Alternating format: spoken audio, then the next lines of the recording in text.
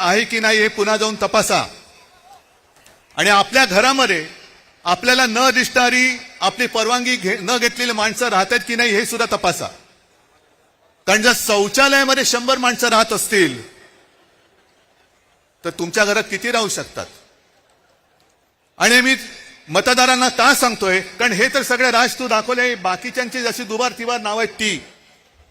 आज मी दाखवतोय एक असा अर्ज आहे की त्याच्या अर्जाखाली एक शेरा आहे. तो शेरा पहिल्यांदा वाचतो, त्याच्यानंतर मी नाव वाचतो की सदर अर्जाबाबत अर्जदार, आता अर्जदाराचं नाव मी नंतर सांगतो, यांची भेट घेऊन सदर अर्जाबाबतची पडताळणी केली असता हा अर्ज आम्ही केलेला नाही असा अभिप्राय मिळाला आहे. त्या आधारे सदर अर्ज रद्द म्हणजे बाद करण्यात आलेला आहे. आणि हा अर्ज ज्याने अर्ज केलेलाच नाही, आपल्या नावाने ज्याने अर्ज तिकडे कोणी केला हे माहितीच नाही, त्या अर्जदाराने केलाय.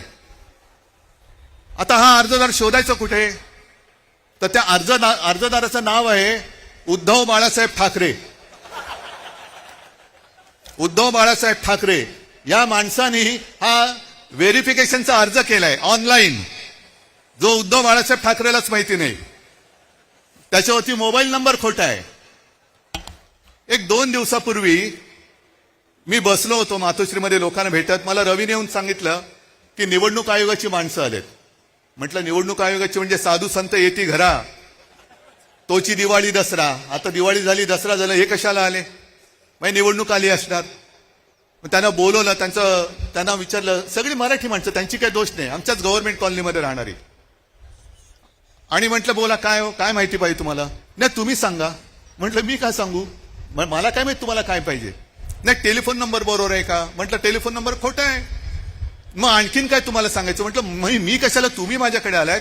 नाही तुम्ही अर्ज केलाय व्हेरिफिकेशनसाठी. मग मी अनिल परबना विचारलं, अनिल देसाईला विचारलं, सूरजला विचारलं, कोणी आपल्याकडनं अर्ज केलेला नाही. आणि विशेष म्हणजे हा अर्ज कधी केला गेलाय, 23/10/2025 म्हणजे कालच्या 23 तारखेला अर्ज केला गेलेला आहे. आणि कुठून केलाय, ते सक्षम नावाचं ऍप आहे.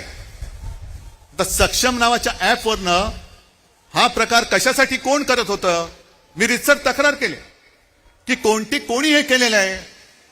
याचा अर्थ असा की माझ्या नावाने खोट्या नंबरवरून ओटीपी काढण्याचा प्रयत्न झालाय. हे सगळं प्रकरण हॅक करण्याचा प्रयत्न झालाय. आणि कदाचित आपण 14 आणि 15 तारखेला हा विषय हातात घेतल्यानंतर 23 तारखेला अर्ज केला गेलाय. म्हणजे माझ्या सकट माझ्या कुटुंबातील 4 जणांची नावं मतदार यादीतून बाद करण्याचा प्रयत्न केला गेलाय का, हे आता आपल्याला शोधलं पाहिजे. कारण नक्की काहीतरी याच्यात डाव आहे. आज इतके वर्ष मी मतदान करतोय, पूर्ण कुटुंब मतदान करतोय. अरे एका पक्षाचा प्रमुख म्हणून मी निवडणुकीचा प्रचार करतो आहे. साध्या गोष्टी आम्हाला नाही कळत. ह्याचाच अर्थ असा की जयंतराव, तुम्ही जे बोलला तर त्यांचा सर्व्हर कोणाच्या तरी ऑफिसमध्ये आहे.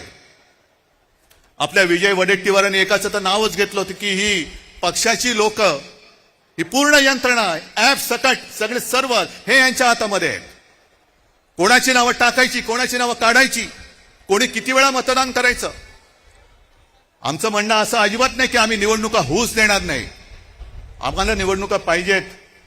आम्ही सुद्धा यांना एकदा लोकशाहीच्या मार्गाने ठोकायला आसुसलेले आहोतच.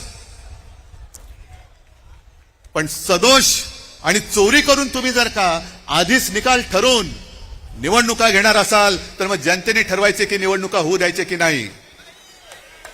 आम्ही नेतृत्व करतो, कोणासाठी करतो, जनतेसाठी करतो आहोत. आमच्यातले सगळे पक्षभेद मतभेद बाजूला ठेवून आम्ही या देशातली लोकशाही जिवंत ठेवण्यासाठी एकत्र आलेलो आहोत. हे केवळ मला काहीतरी व्हायचंय, यांना काहीतरी व्हायचंय एवढ्यासाठी नाही, तर या देशामध्ये आपल्या डोळ्यात देखत लोकशाहीचा खून होतो आहे. आणि खून करणारे आपल्या समोर दिमाखात त्या खुर्चीवर बसलेत आणि त्यांच्या चरणी घालीन लोटांगण आम्हाला आमच्या आई वडिलांनी शिकवलेलं नाही. एवढी लाचारी करणारी अवलाद या महाराष्ट्राने कधी बघितलेलं नाहीये. आणि म्हणूनच हे जे काय चाललेलं आहे, हे नुसतं आम्ही येतोय, राज काहीतरी करतोय, मी काहीतरी करतोय, पवार साहेबांची राष्ट्रवादी आणि त्यांचे सगळे नेते करतायत, शेका पक्ष करताय, काँग्रेस करते, एवढ्या पुरतं नाहीये.